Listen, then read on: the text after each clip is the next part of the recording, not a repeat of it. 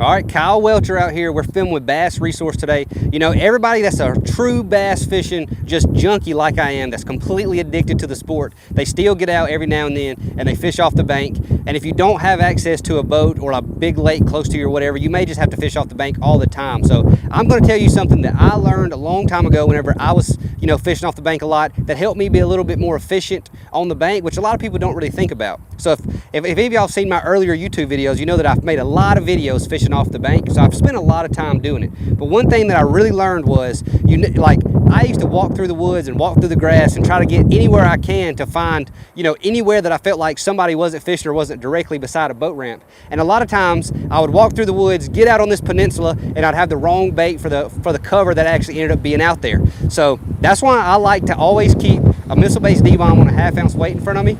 I can walk out there and it doesn't matter if I find grass or rocks or trees or what.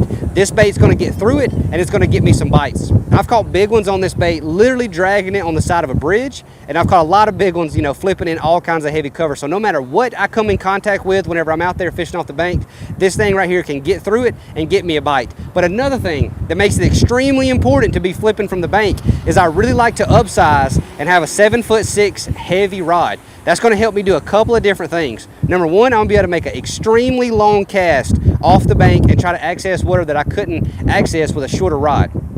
Number two, it's gonna make my landing percentage go way up, because when you're using a longer rod fishing off the bank, it's gonna really help you get more leverage and get that rod tip higher on your hook set. So if anybody's fished off the bank a lot like I have, you know you're just gonna lose more fish off the bank than you will off like the front of my boat. And that's mainly because I'm 18 or 24 inches higher right here than I am off the actual bank. Plus I've got a long rod, give me a ton of leverage to put that fish in the roof, to put that hook in the roof of that fish's mouth. So whenever you're fishing off the bank, if you use a longer rod, it's gonna get you a lot better hookups. And another thing is, having a little bit of extra power will help you be able to, you know, pull them over the cover or pull them through whatever, because you don't have a boat to go get them. So it's going to help you land a lot more fish using a little bit longer, a little bit heavier rod. And that's one of the main reasons that I keep this bait always with me whenever I'm fishing off the bank. So hope y'all enjoyed that tip. If you're losing a lot of fish off the bank, upsize your rod, upsize your hook, and make sure you get them to the bank. So that's my tips for bank fishing.